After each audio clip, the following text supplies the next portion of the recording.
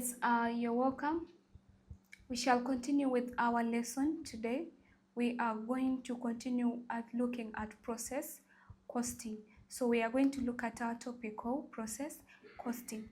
So we say that this process costing, it deals with the continuous or repetitive production. So for it deals with continuous or repetitive production. The production keeps on repeating itself, or it keeps on ongoing. It's an ongoing production. We see that accumulating cost for a defined period and then allocating them to unit produced.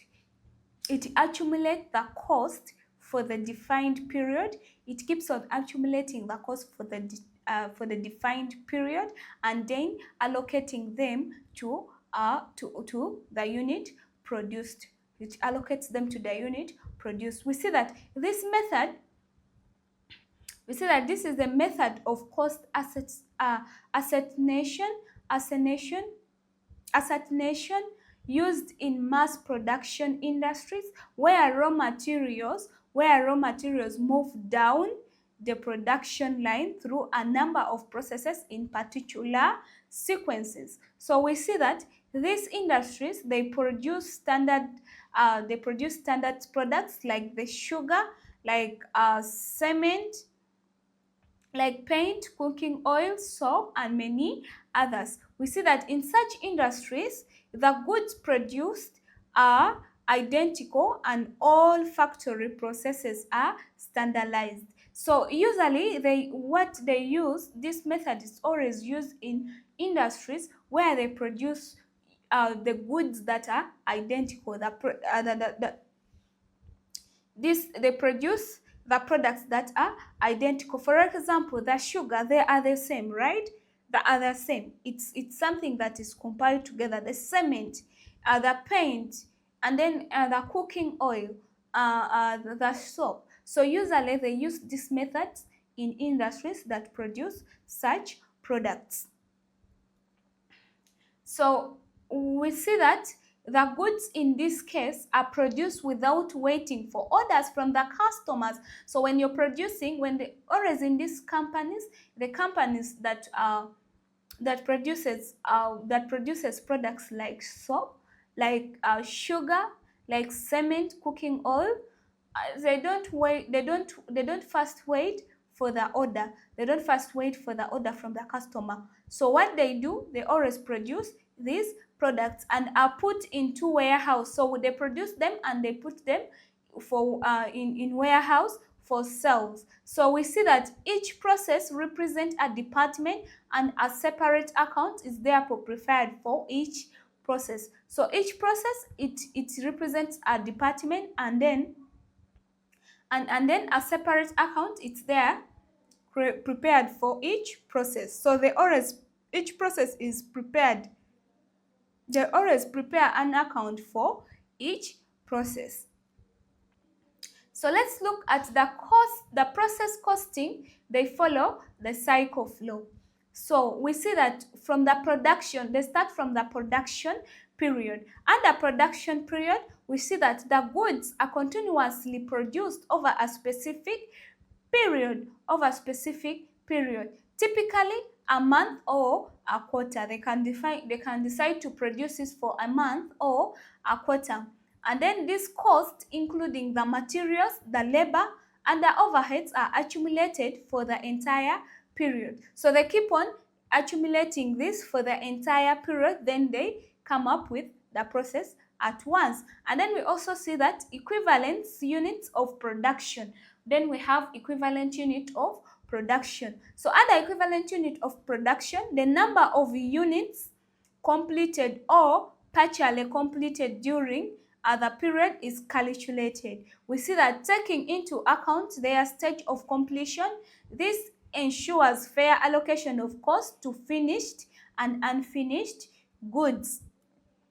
And then we have what we call cost per equivalent unit. Cost per equivalent unit, here we mean that the total cost for the period are now divided by the equivalent units of production, determining the cost per unit at each stage of completion. So each stage of completion, you need to find out you need to determine the cost per unit, and then we have what we call inventory valuation. Inventory valuation, it means that here the cost per unit is now used to value both the finished goods in inventory and work in progress So work in progress, it's the same as unfinished goods. It means they are still working on it. They are still working on it at the end of the period. So at the end of the period, the ORS,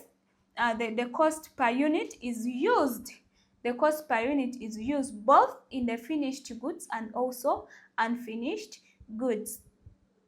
So what are the characteristics of process costing? We see that production is continuous. We see that it keeps on, or it's an ongoing process, and then the final product is a result of sequence of processes. So when you reach out to the final product, it means that you've followed out very many sequences of processes. And then we also see that costs are accumulated by process. So in each process, they always accumulate cost. And then we also see that the products are standardized and homogeneous. So what does it mean? They are all the same.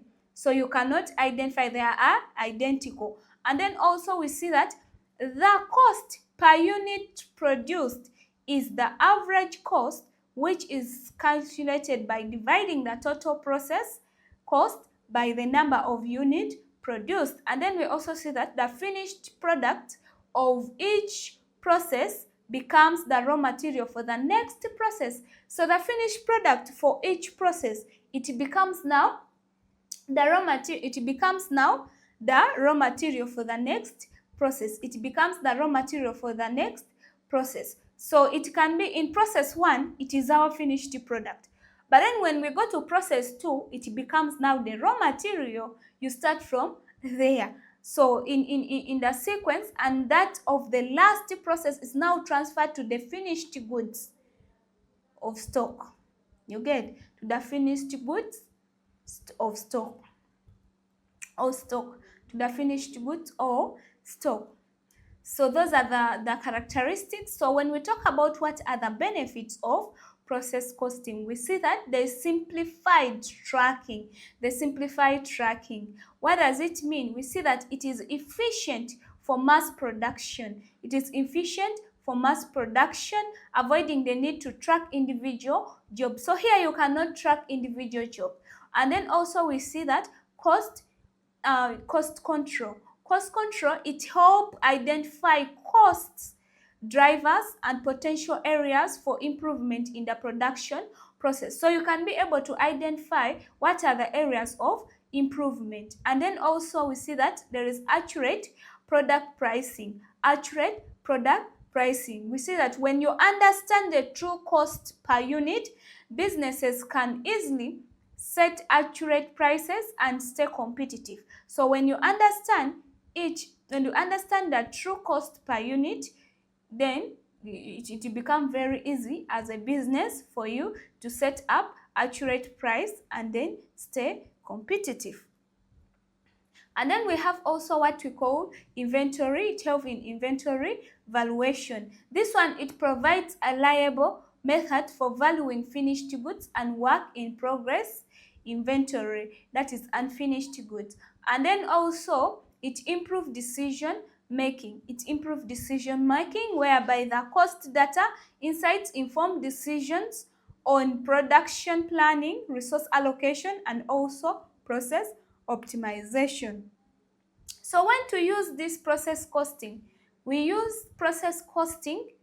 We see that process costing is ideal. We use it when for businesses that produce large volumes. For business that produce large volumes of standardized goods in continuous or repetitive flow. So for those businesses that produce goods that are identical, that are of standardized, it means that they are good to use this process costing. And then also having minimal variation in production specification or the production process. And then also need efficient, if you need efficient cost tracking and inventory valuation for the mass production, then this process costing is the best for your business.